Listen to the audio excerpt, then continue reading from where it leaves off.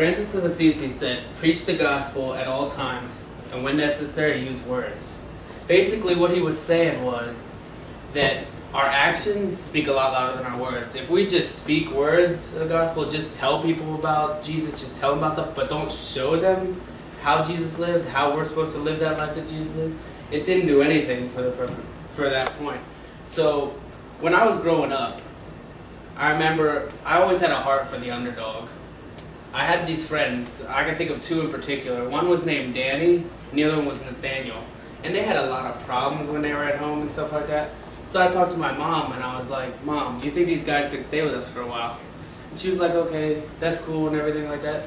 So we had them move in with us because it was a more stable home environment. They didn't have to deal with some of the psychological abuse, that kind of stuff, being put down and stuff all the time. And it was just the kind of atmosphere that was good for them. And today I'm just going to talk about how the church has been sitting around for too long just watching the stuff going on in our society, how much people are struggling and all that kind of stuff like that, but failing to do something about it.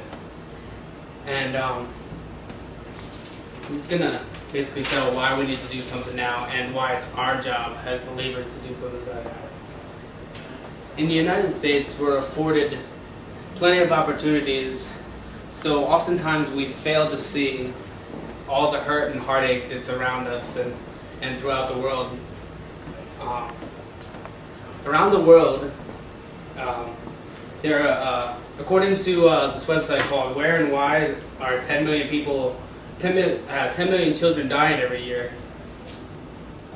There's 26% of children under 5 are moderately malnourished, and also 16,000 children are dying daily from issues related to malnourishment.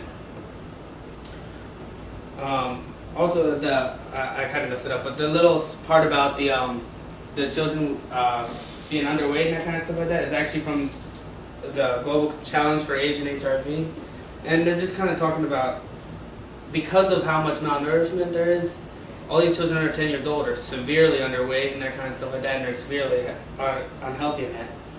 Another issue I want to discuss is the drug and alcohol abuse amongst teens and college students. And it's getting to be pretty bad, but according to the Teen Drug Addiction website, it states that 20% of 8th graders have tried marijuana at least once. I'm talking 8th grade. That's pretty insane. What, maybe 14, 15 at the oldest, and I've already used marijuana at least once. And according to the article in USA Today, approximately 5.4 million college students binge drink or abuse drugs at least once per month.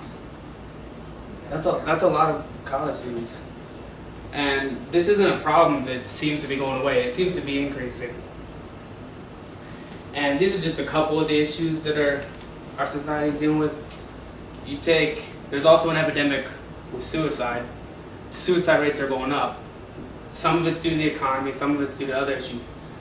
And websites also show that every 2 minutes a woman is raped in the United States. That's insane. I don't think I would want my mom or my aunt or even some of my friends that are girls to be out there and have to worry about getting raped or something like that. Now, we as Christians need to stop just talking and do something. And it don't matter what you do, but you need to do something. In Matthew 25, if I can find it. Matthew 25, it says, "Then the king will say to those on his right, 'Come, you are blessed by my Father. Take your inheritance, the kingdom prepared for you since the creation of the world. For I was hungry, and you gave me something to eat. I was thirsty, and you gave me something to drink. I was a stranger, and you invited me in. I needed clothes, and you clothed me. I was sick, and you looked after me. I was in prison, and you came to visit me.' Then the righteous will answer him, 'Lord, when did we see you hungry and feed you, or thirsty and give you something to drink? When did we see you a stranger and invite you in, or needing clothing and clothe you? When did we see you sick or in prison and go to visit you?' The king will reply, 'I tell you the truth, whatever you did for one of the least of these brothers of mine, you did for me.' So obviously he thinks we need to do something about it. He's saying that no matter what the issue is, we need to go out there and take a stance. We need to do something. If it means just giving someone a sandwich, that's a little thing. It doesn't take a lot of money to give someone some food. It's not saying you got to give all your money all the time, but you need to do something. And without doing something about this, we're just sitting by and letting the world go on and not impacting the world, that kind of stuff like that. And we're failing to do what Christ commissioned us to do, and that's to reach out to other people and it's to show His love to others. Now, we discussed some of the issues that are plaguing our society, and we discussed Matthew 25 that talks about why we should do this, how we should show the love of Christ to other people, and that whatever we do for the least of these, we're doing unto Him. So I have a little bit of a clip from a song by this group called Seventh Day Slumber, and it talks about Matthew 25.